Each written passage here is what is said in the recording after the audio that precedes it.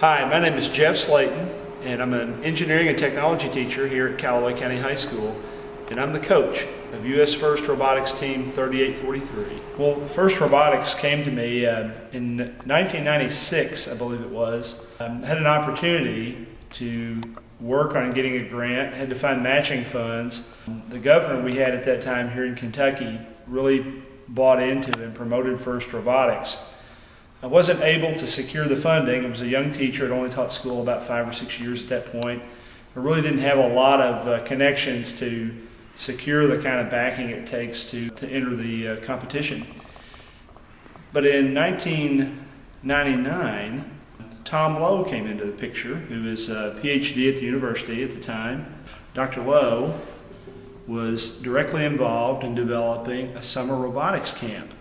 The summer robotics camp was based around, at that time, Lego Control Lab and RCX programmable control Legos.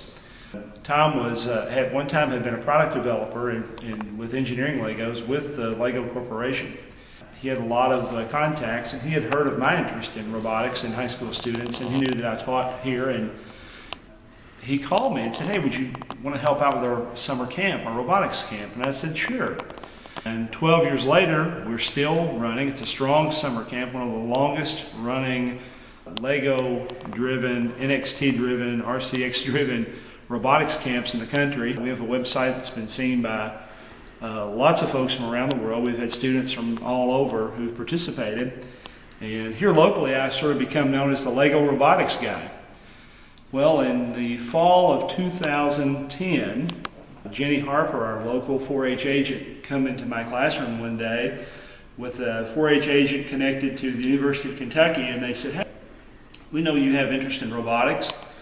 Is there any chance you might consider taking on being the coach and working with 4-H and the University of Kentucky through 4-H and taking on developing a First Robotics team?" And I have to admit, my first reaction was, I don't think any of you realize the scale of how long and the effort it takes to pull off participating in First Robotics. It's a pretty major undertaking. It takes intense hours. I was very excited about the opportunity, but I knew the timeline was tight.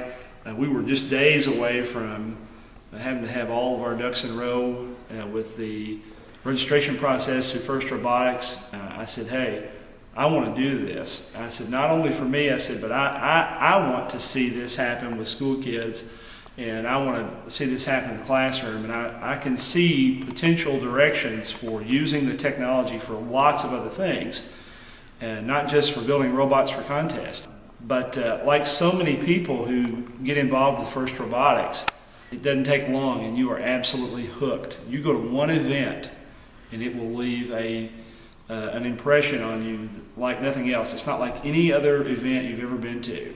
And the excitement that students feel and the drive that they get out of it, you know, it's an awesome experience. I often tell people that I've been involved with a lot of contests with students. The years that I've taught school, engineering-based events, problem-solving events, things of that nature.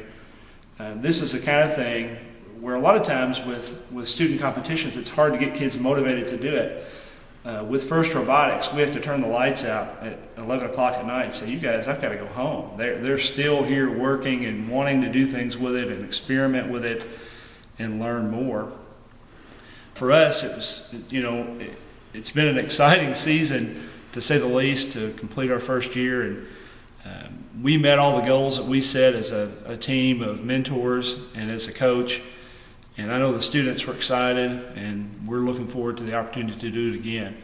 So I'm hoping, just like our summer robotics camps, we will maintain a First Robotics team in our community for years and years to come.